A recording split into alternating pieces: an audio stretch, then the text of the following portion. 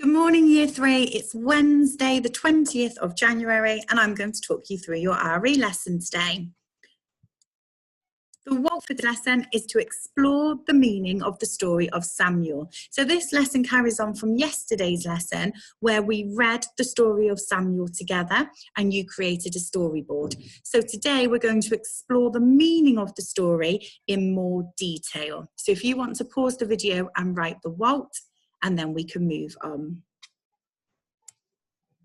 So before we begin our lesson, I'd just like us to spend a moment to calmly take a breath, make sure we're relaxed and that we're ready to be in the RE lesson. To help us, I'm going to play a short video. It's a song about the calling of Samuel, so hopefully it will help you remember everything that you learnt yesterday as well.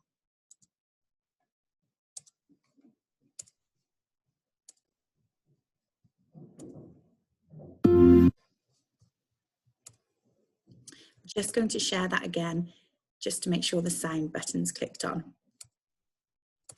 Here we are.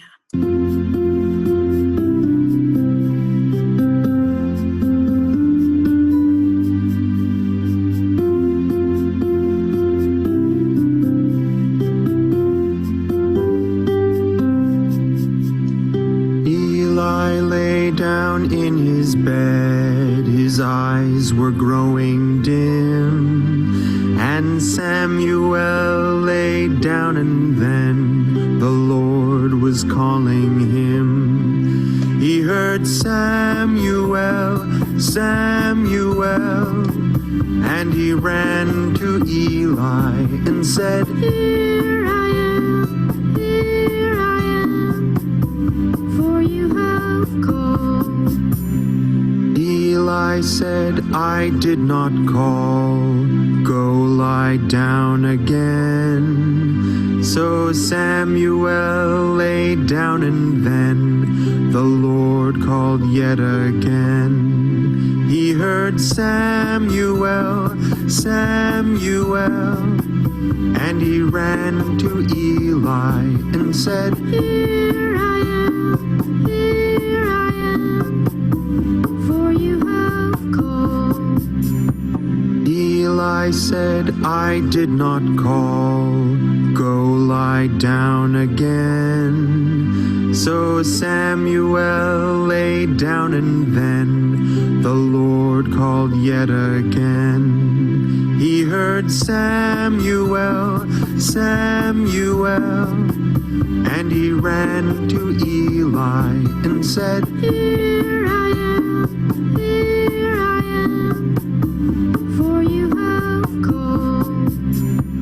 Eli said to Samuel, "When the voice comes to your ears, this is the answer you must give. Lord, speak, for your servant hears."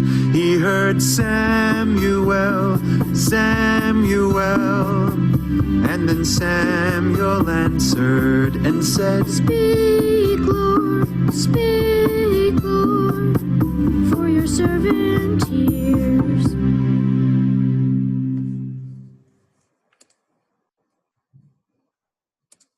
Just going to go back to the notebook. And hopefully that's helped you remember everything that we learnt about the call of Samuel yesterday. So our objective that we are working on is still the same as yesterday. It's time for a Bible story. A long time ago, in a town called Jericho, there lived a man named Pause it again because we don't want to watch that one. And let's just make sure we are on the lesson. Brilliant. So the bullet point that we are focusing on is I can accurately retell the story of Samuel and explain its meaning. So we're going a little bit deeper today and we're unpicking some of the things that happened in the story. So last lesson, we listened to and then retold the story of the call of Samuel. So I would like you, if possible, to just have a look at your storyboard from yesterday, and perhaps you can try and retell the story to somebody in your house, okay? If that's possible, or if you're at school, then you can retell the story to the person next to you. See if you can remember all of the key things that happened. So hopefully you have remembered the key points. So I have got 6 key things that happened in the story, but they're not in the correct order. So I'm hoping that together we can put them in the correct order to retell the story. So the first part I have up here is Samuel's mother prays to God for a baby. She promised that he would serve God. Samuel was her firstborn. So just have a little think, where did that come in the story? Hopefully you've said that it was the first part of the story. So this one's actually in the right place. So at the start of the story, Samuel's mother really wanted a baby. So she decided to ask for God's help. And she promised him that if she was able to have a baby, that her firstborn, Samuel, would serve God. Okay, this one, let's have a look. One night, Eli, whose eyes were becoming so weak that he could barely see, was lying down. The Lord called Samuel. Samuel went to Eli to see why he had called him. I wonder, is that going to come next? Hopefully you can recognize that that comes slightly later in the story. So I'm just going to move that one out the way for now. Let's have a look at the next one. Eli told Samuel, if God called again, to let him know he was listening. So when Samuel hears the voice again, he said, speak, Lord, your servant is listening. So hopefully you've recognized that that comes at the end of the story. So Eli recognized that the person who must be calling Samuel was God. So he gave him some advice and he told him that when he calls again, make sure that Samuel, you are ready and that you respond by saying, speak, Lord, your servant is listening. So that comes at the end of the story. Again, the Lord called Samuel, and Samuel got up and went to Eli. Eli said, I did not call. Go back and lie down. So we've got that word again. So that tells us it's already happened once. So that's going to come near the end of the story. So I'm just going to pop that over here. Let's have a look at this one. When Samuel was old enough, she took him to a temple to be a servant to Eli, an elderly priest. So hopefully you can recognize that that would come next. So she offered her son Samuel to God to be his servant. So he went to a temple to be a servant to Eli. And if you remember, it was also important because he would have got an education as well by being a servant to Eli. So that's why his mother sent him to the temple. I think that one might come next. One night, Eli, whose eyes were becoming so weak that he could barely see, was lying down. The Lord called Samuel. Samuel went to Eli to see why he had called him. So I think we can leave that one there. And let's see if this one then makes sense. Again, the Lord called Samuel, and Samuel got up and went to Eli. Eli said, I did not call. Go back and lie down. Let's check this one. Samuel did not yet know the Lord. The Lord called Samuel a third time. Then Eli realized that the Lord was calling the boy. So hopefully you can see that that's the correct order of the story. And those are the key things that happened. We learn about Samuel, the fact that he went to the temple to serve Eli. And then we realize that Samuel was called by God 3 times. And it was on that 3rd time that Eli realized what was happening and that God was trying to reveal himself to Samuel. So he gave Samuel some advice. He told him to show God that he was ready and listening. And Samuel said to God, speak, Lord, your servant is listening. So that's what happened in the story. So today we are going to create an infinity diagram. We have done these before in year 3, so hopefully you can remember what you've got to do, but I will go through it as well. So this is the sheet that you have got on your Class Dojo post. There are 4 boxes that we would like you to fill in today on that sheet. So you've got actions, words, questions, and personal qualities. And I'm just going to talk you through each of those boxes before you begin. So the first box is your actions, what was done. So in this box, we are focusing on the key actions from the story. So this box is probably the easiest one to fill in. So I would suggest that you start with this box first. So this is what happens in the story. So this is everything that you learnt yesterday, the things that are on your story map, but you're just going to pick out and bullet point the key points. So I have hopefully helped by picking out some as an example for you. So I picked out that God revealed himself to Samuel 3 times, because that is one of the key actions, the key things that happened in that story.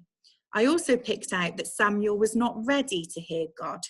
He didn't hear him the first 3 times that he called him. And I also picked out that Eli helped Samuel to hear God's call. He told him that he should be ready to listen, and he told him to say that he was ready to listen and be his servant.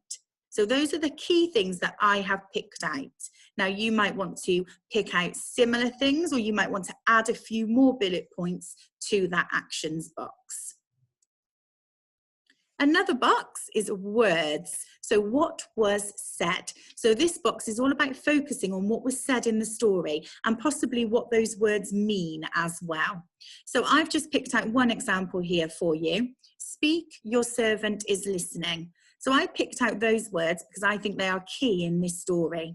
It shows that Samuel was ready to hear God's call. He was truly listening and responding to God. So when God called him the first few times, he wasn't ready, he wasn't still, he was too busy trying to listen to Eli, and he wasn't ready to hear God's voice. So I think that's really important, those words, because it shows us that Samuel was ready to let God into his life and to hear God calling him. And there are other words that you could pick out as well. So that's just one example to get you started. Then we've got personal qualities. So this is all about what we learn from or about the people in the story. So I've just picked out literally what we learn about some of the people. So Eli is a priest, we learned that early on, and Samuel is a servant. He's a servant to Eli. His mother promised that he would be a servant to God if he helped her to have a baby.